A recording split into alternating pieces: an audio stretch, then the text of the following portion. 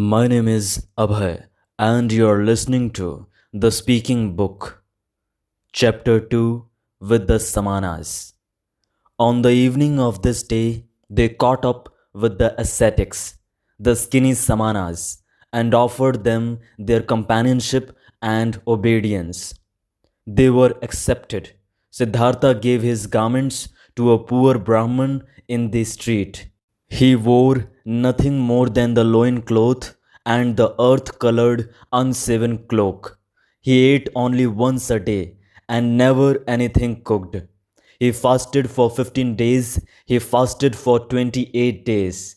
The flesh waned from his thighs and cheeks. Feverish dreams flickered from his enlarged eyes, long nails grew slowly on his parched fingers, and a dry, shaggy beard grew on his chin.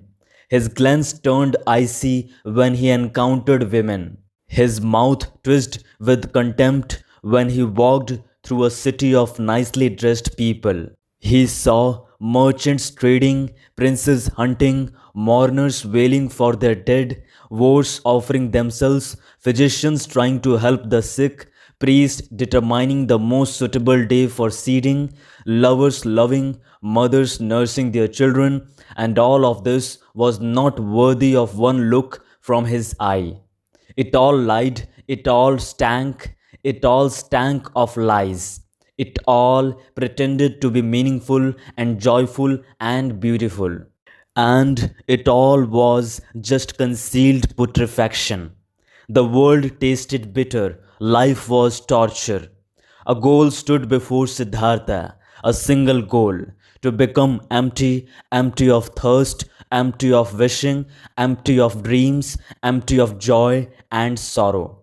Dead to himself, not to be a self anymore, to find tranquility with an emptied heart, to be open to miracles in unselfish thoughts, that was his goal. Once all of myself was overcome and had died, once every desire and every urge was silent in the heart, then the ultimate part of me had to awake, the innermost of my being, which is no longer myself, the great secret. Silently, Siddhartha exposed himself to the burning rays of the sun directly above, glowing with pain, glowing with thirst, and stood there until he neither felt any pain nor thirst any more. Silently, he stood there in the rainy season. From his hair, the water dripped over freezing shoulders, over freezing hips and legs. And the penitent stood there until he could not feel the chill in his shoulders and legs anymore, until they were silent, until they were still. Silently, he crouched in the thorny bushes. Blood dripped from the burning skin, from festering wounds dripped pus, and Siddhartha stayed rigidly, stayed motionless, until no blood flowed anymore, until nothing stung anymore, until nothing burned anymore.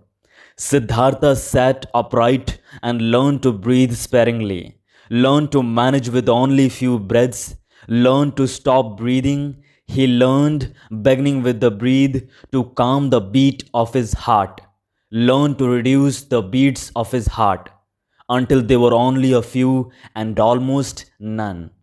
Instructed by the oldest of the Samanas, Siddhartha practiced self denial, practiced meditation according to the new Samana rules. A heron flew over the bamboo forest, and Siddhartha accepted the heron into his soul, flew over forest and mountains as a heron, ate fish, felt the pangs of a heron's hunger, spoke the heron's croak, died a heron's death. A dead jackal was lying on the sandy bank, and Siddhartha's soul slipped inside the body. Was the dead jackal, lay on the bank, got bloated, stank, decayed, was dismembered by hyenas, was skinned by vultures, turned into a skeleton, turned to dust, was blown across the fields, and Siddhartha's soul returned, had died, had decayed, was scattered as dust, had tasted the gloomy intoxication of the cycle, awaited in new thirst like a hunter in the gap, wherefrom he could escape from the cycle, where the end of the causes, where an eternity without suffering began. He killed his senses, he killed his memory, he slipped out of his self into thousands of other forms.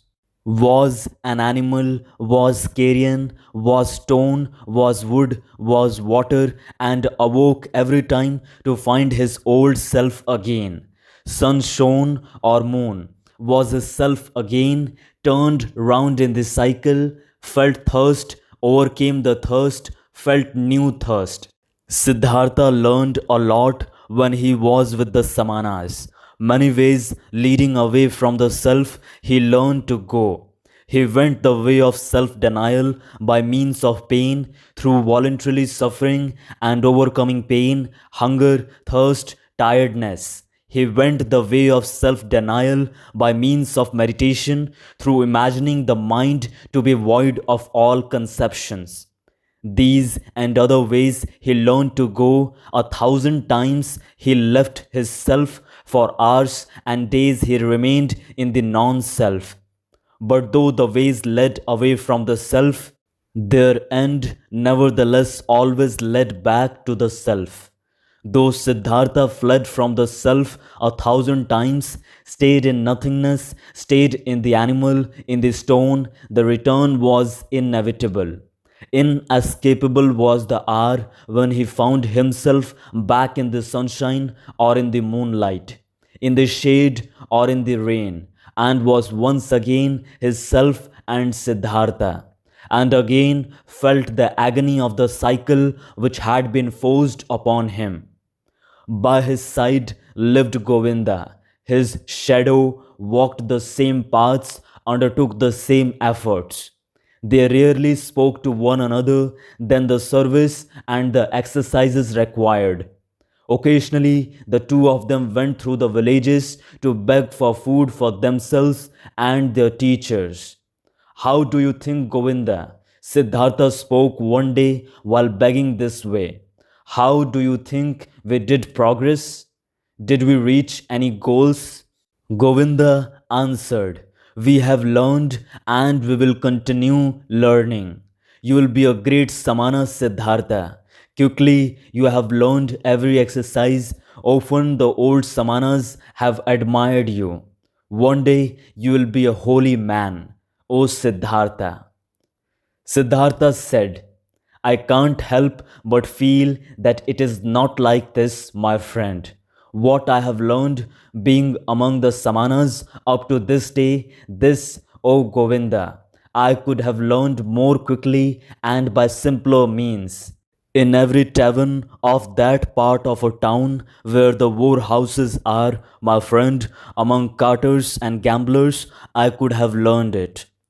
Govinda said, Siddhartha jest, how could you have learned meditation, holding your breath, insensitivity against hunger and pain there, among those wretched people?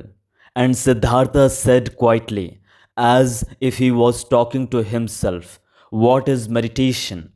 What is leaving one's body? What is fasting? What is holding one's breath? It is fleeing from the self. It is a short escape of the agony of being a self. It is a brief numbing of the senses against the pain and the pointlessness of life. The same escape, the same short numbing is what the driver of an ox cart finds in the inn drinking a few bowls of rice wine or fermented coconut milk. Then he will not feel his self anymore. Then he will not feel the pains of life anymore. Then he finds a short numbing of the senses when he falls asleep over his bowl of rice wine. He will find the same what Siddhartha and Govinda find when they escape their bodies through long exercises. Staying in the non self. This is how it is, O Govinda. Govinda said, You say so, O friend, and yet you know that Siddhartha is no driver of an ox cart and a Samana is no drunkard. It's true that a drinker numbs his senses. It's true that he briefly escapes and rests. But he will return from the delusion to find everything is unchanged. He has not become wiser, has gathered no enlightenment, has not risen several steps. And Siddhartha spoke with a smile. I do not know, I have never been a drunkard, but that I, Siddhartha, find only a short numbing of the senses in my exercises and meditations, and that I am just as far removed from wisdom, from salvation, as a child in the mother's womb. This I know, O Govinda, this I know. And once again, another time, when Siddhartha left the forest together with Govinda to beg for some food in the village for their brothers and teachers, Siddhartha began to speak and said, What now, O Govinda? Might we be on the right path? Might we get closer to enlightenment? Might we get closer to salvation? Or do we perhaps live in a circle, we who have thought we were escaping the cycle? Govinda said, We have learned a lot, Siddhartha. There is still much to learn. We are not going around in circles. We are moving up. The circle is a spiral. We have already ascended many a level. Siddhartha answered, How old would you think is our oldest Samana, our venerable teacher? Govinda said, Our oldest one might be about 60 years of age. Siddhartha said, He has lived for 60 years and has not attained nirvana. He will turn 70 and 80, and you and I, we will grow just as old and will do our exercises and will fast and will meditate. But we will not reach nirvana. He won't and we won't. O Govinda, I believe of all the Samanas out there, perhaps not a single one will reach nirvana. We find comfort, we find numbness, we learn feats to deceive others. But the most important thing, the path of paths, we will not find. If only you wouldn't speak such terrible words, Siddhartha, spoke Govinda. How could it be that among so many learned men, among so many Brahmins, among so many austere and venerable Samanas, among so many who are searching, so many who are eagerly trying, so many holy men, no one will find the path of paths? But Siddhartha, in a voice which contained just as much sadness as mockery, said, Soon, Govinda, your friend will leave the path of the Samanas. He has walked along with you for so long. I am suffering a thirst, O Govinda, and on this long path of a Samana, my thirst has remained as strong as ever. I have always thirsted for knowledge. I have always been full of questions. I have asked the Brahmins year after year, and I have asked the holy Vedas year after year, and I have asked the devoted Samanas year after year. Perhaps, O Govinda, it might have been just as well, just as smart, and just as profitable if I had asked the hornbill bird or the chimpanzee. It took me a long time and I have not finished learning this yet. O Govinda, that there is nothing to be learned. There is indeed no such thing. I believe as what we refer to as learning. There is, O my friend, just one knowledge. This is everywhere. This is Atman. This is within me and within you and within every creature.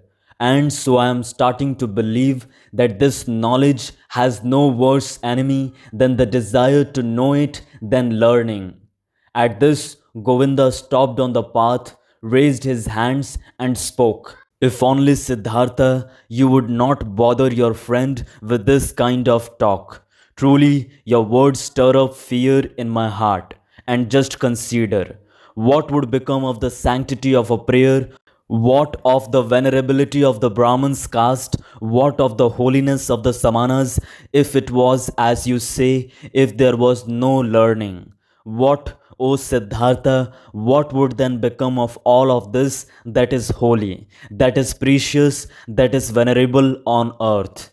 And Govinda mumbled a verse to himself, a verse from an Upanishad. He whose contemplative spirit loses itself in the meditation of Atman, inexpressible in words, is the blissfulness of his heart.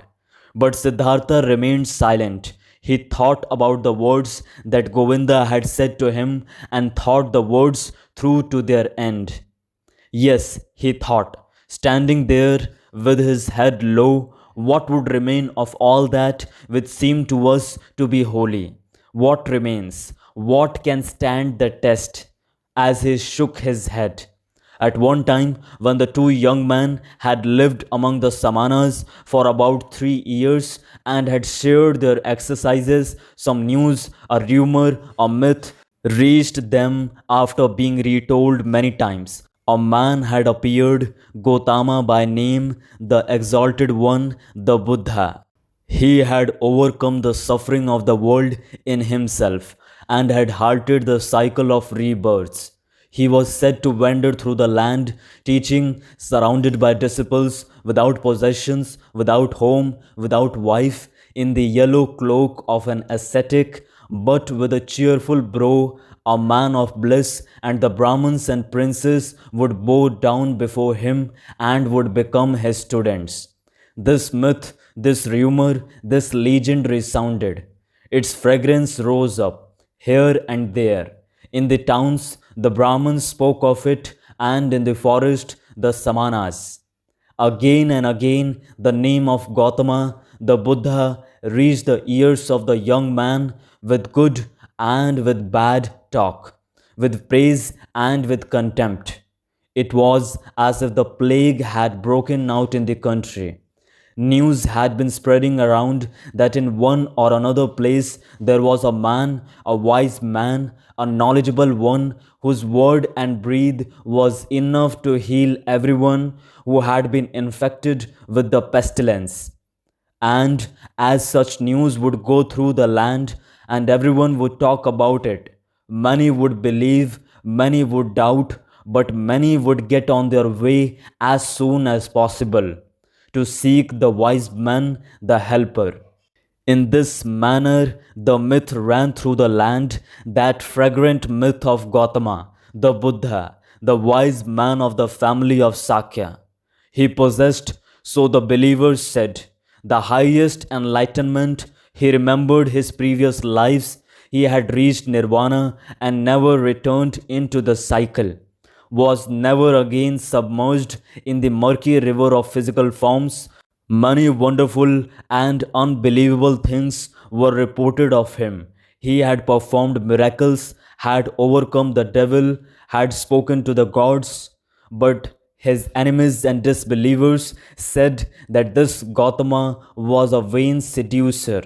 He would spend his days in luxury, scorn people's offerings, was without learning, and knew neither exercises nor self castigation. The myth of Buddha sounded sweet. The scent of magic flowed from these reports. After all, the world was sick, life was hard to bear, and behold, here a source seemed to spring forth, here a messenger seemed to call out, comforting, mild, full of noble promises. Everywhere was the rumor of Buddha heard. Everywhere in the lands of India, the young man listened, felt a longing, felt hope, and among the Brahmins, sons of the towns and villages, every pilgrim and stranger was welcome when he brought news of him, the exalted one, the Sakya Muni. The myth had also reached the Samanas in the forest, and also Siddhartha, and also Govinda. Slowly, drop by drop, every drop laden with hope, every drop laden with doubt, they rarely talked about it, because the oldest one of the Samanas did not like this myth. He had heard that this alleged Buddha used to be an ascetic before and had lived in the forest but had then turned back to luxury and worldly pleasures. He had no high opinion of this Gautama. O Siddhartha, Govinda spoke one day to his friend. Today I was in the village and a Brahmin invited me into his house. And in his house there was the son of a Brahmin from Magad, who has seen the Buddha with his own eyes and has heard him teach. Verily, this made my chest ache when I breathed and thought to myself, if only I too would, if only we both, Siddhartha and I, could live to see the hour when we hear the teachings from the mouth of this perfected man. Speak, friend, wouldn't we want to go there too and listen to the teachings from the Buddha's mouth? Siddhartha said, always, O Govinda, I had thought Govinda would stay with the Samanas. Always I had believed his goal was to live to be 60 and 70 years of age, and to keep on practicing those feats and exercises which are becoming of a samana. But I had not known Govinda well enough. I knew little of his heart. So now you, my faithful friend, want to take a new path and go there where the Buddha spreads his teachings. Govinda said, you are mocking me. Mock me if you like, Siddhartha. But have you not also developed a desire and eagerness to hear these teachings? And have you not at one time said to me, you would not walk the path of the Samanas much longer? At this, Siddhartha laughed in his very own manner, in which his voice assumed a touch of sadness and a touch of mockery, and said, well, Govinda, you have spoken well, you have remembered correctly. If you only remember the other thing as well that you have heard from me, which is that I have grown distrustful and tired against teachings and learning, and that my faith in words which are brought to us by teachers is small. But let's do it. My dear, I am willing to listen to these teachings, though in my heart I believe that we have already tasted the best fruit of these teachings. Govinda said, your willingness delights my heart. But tell me, how should this be possible? How should the Gautama's teachings, even before we have heard them, have already revealed their best fruit to us? Siddhartha said, let us eat this fruit and wait for the rest, O Govinda. But this fruit, which we already now received thanks to the Gautama, consisted in him calling us away from the Samanas, whether he has also other and better things to give us. O friend, let us wait with calm hearts to see. On this very same day, Siddhartha informed the oldest one of the Samanas of his decision, that he wanted to leave him. He informed the oldest one with all the courtesy and modesty becoming to a younger one and a student. But the Samana became angry because the two young men wanted to leave him and talked loudly and used crude words. Govinda was startled and became embarrassed. But Siddhartha put his mouth close to Govinda's ear and whispered to him, now I want to show the old man that I have learned something from him.